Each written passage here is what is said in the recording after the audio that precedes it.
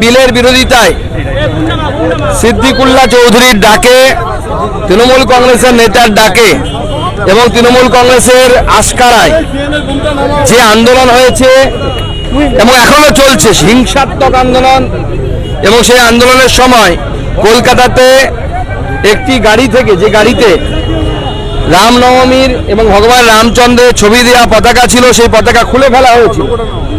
তার প্রতিবাদে আমরা শান্তিপূর্ণ প্রতিবাদ করছি এবং আমরা ভগবান শ্রী রামচন্দ্র এবং বজরংবলীজির ছবি সহ পতাকা, গেরুয়া পতাকা, যেটা হিন্দু ধর্মের প্রতীক, হিন্দু সংস্কৃতির প্রতীক, ভারতবর্ষের সংস্কৃতির প্রতীক, সেই পতাকাকে বিভিন্ন গাড়ি এবং বিভিন্ন বাড়িতে আমরা মানুষকে আগ্রহ প্রকাশ করছি। মানুষ আমাদেরকে যেখানে যেখানে বলছেন আমরা লাগিয়ে দিচ্ছি। আমি যে বাড়ির সামনে দাঁড়িয়ে আছি সেই বাড়িতেও আমরা গেরুয়া পতাকা বেঁধেছি। আবার উল্টো দিকের বাড়ি দেখুন, সেখানেও গেরুয়া পতাকা, অ্যাংরি হনুমান সহ সেখানে উঠছে। মানুষের অভূতপূর্ব সারা, মানুষ বুঝতে পেরেছে যে এই সরকার এইভাবে যদি চলে তাহলে আগামী দিনে পশ্চিম বাংলাদেশ তৈরি হয়ে যাবে, ঠিক যা বর্তমানে মুর্শিদাবাদ জেলার অবস্থা হয়েছে। মুর্শিদাবাদে যে বেলাগাম যে আন্দোলন চলছে, যে সংশোধিত ওয়াকফ বিলের প্রতিবাদে, এই আন্দোলন তো রাজ্যে ছড়িয়ে যাচ্ছে। এটা আন্দোলন নয়, এটা হিংসাত্মক এবং প্রশাসন সম্পূর্ণরূপে ব্যর্থ। প্রশাসন সম্পূর্ণরূপে ব্যর্থ। এই রাজ্য সরকার এবং রাজ্য পুলিশ অপদার্থ, রাজ্য সরকার অপদার্থ, রাজ্য পুলিশ কিচ্ছু করছে না। আমি বলে দিচ্ছি এই মুহূর্তে লাইভে আপনারা দেখান, এই মুহূর্তে থানার উল্টো দিকে যেখানে লেগেছে, সেইখানে থানার উল্টো দিকে যে একটা বড় হল আছে, সেই হলে অস্ত্র শস্ত্র সহ বোমা বারুদ সব মজুত করেছে গাড়িরা। পুলিশও জানে, থানার উল্টো দিকে পুলিশ জানবে। একদম শাসক দলের প্রত্যক্ষ মদতে হচ্ছে। মমতা বন্দ্যোপাধ্যায় চেষ্টা করছেন মুসলিম ভোটকে কনসলিডেট করার জন্য। যেহেতু পশ্চিমবঙ্গে বিগত দিনে দেখা গেছে মুসলিমরা ধর্মীয়ভাবে একত্রিত হয়ে পোলারাইজড হয়ে ভোট করে, হিন্দুরা করে না। এটা হিন্দুদের দুর্বলতা মনে করি আমরা, এবং সেই জন্য মুসলিম তোষণের জন্য তাদেরকে দুধেল গায়ে বলা হয়েছে মমতা ব্যানার্জি দ্বারা। এবং সেদিন সিদ্দিকুল্লাহ চৌধুরী, যিনি একজন পশ্চিমবঙ্গের মন্ত্রী, তৃণমূল কংগ্রেসের নেতা, তার উপস্থিতিতে যেভাবে হিন্দু ধর্মের প্রতীক খুলে ফেলা হলো, মমতা বন্দ্যোপাধ্যায় ফোন করে তার জন্য শাবাশি দিলেন। পরিষ্কার বোঝা যাচ্ছে এর বিরুদ্ধে চক্রান্ত চলছে হিন্দুদের বিরুদ্ধে, এবং এর বিরুদ্ধে হিন্দুরা লড়বে। ভারতীয় জনতা পার্টি হিন্দুদের সাথে আছে।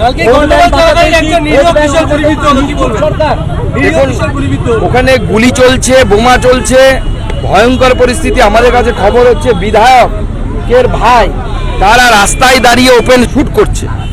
এই ভয়ঙ্কর পরিস্থিতি তৈরি হয়ে গেছে। বিএসএফ এর কমান্ড্যান্টের উপর হামলা হয়েছে, পুলিশ সম্পূর্ণভাবে নিষ্ক্রিয়। পুলিশ দেখুন, পুলিশের এই নিষ্ক্রিয়তা হচ্ছে সম্পূর্ণ ভোট ব্যাংক নির্ভর নিষ্ক্রিয়তা, এবং এইভাবে বেশি দিন চলতে পারে না। মমতা বন্দ্যোপাধ্যায় যদি ভাবেন হিন্দুদেরকে ভয় দেখিয়ে এইভাবে দমিয়ে রাখবো, আগামী দিনে কিন্তু শান্তিপ্রিয় হিন্দুরা বাধ্য হবে আইন হাতে তুলে নিতে। তখন কিন্তু গোটা রাজ্যে থামাতে পারবে না। মুর্শিদাবাদে আমরা কম আছি, আমরা জানি, কিন্তু আমরা নদিয়াতে আছি বেশি। আমরা যদি শুরু করি তাণ্ডব নৃত্য, শিবের তাণ্ডব নৃত্য কিন্তু শুরু হবে। মমতা বন্দ্যোপাধ্যায়কে হুঁশিয়ারি দিচ্ছি, এখনো সময় আছে। পুলিশকে বলুন উপযুক্ত ব্যবস্থা নিতে। গুলি চালাতে হলে গুলি চালান, কাঁদানে গ্যাস চালাতে হলে কাঁদানে গ্যাস চালান, বুলডোজার লাগলে বলবেন, আমরা সাপ্লাই করে দেবো বুলডোজার। মুর্শিদাবাদের পরিস্থিতি নিয়ে কেন্দ্রীয় হস্তক্ষেপ দাবি করবেন? প্রয়োজনে কেন্দ্র সরকার করবে, যা করার সেটা করবে। আপনারা কি জানাবেন? আমার সাথে নিয়মিত যোগাযোগ হচ্ছে, নিয়মিত যোগাযোগ। স্বরাষ্ট্র দপ্তরে এখন রিপোর্টের থেকে আমাদের ভারবাল রিপোর্টের বেশি প্রয়োজন, এবং আমরা গতকাল কথা বলে আগ্রহ করেছিলাম মাননীয় গৃহমন্ত্রীজিকে যে বিএসএফ নামান। বিএসএফ নেমেছে তাদের এখতিয়ারভুক্ত জায়গায়, কিন্তু আপনারা জানেন কেন্দ্রীয় বাহিনী নিজে নিজে নামতে পারে না যতক্ষণ না পর্যন্ত রাজ্য সরকার চাইছে। এটা ভারতবর্ষের সংবিধানের একটা জায়গা। রাজ্য সরকার এখনো পর্যন্ত কেন্দ্রীয় বাহিনী চায়নি। রাজ্য সরকার কেন্দ্রীয় বাহিনী চাক, কয়েক ঘন্টার মধ্যে কেন্দ্রীয় বাহিনী পৌঁছে পুরো ঠান্ডা করে দেবে। এদের ওষুধ আমরা জানি।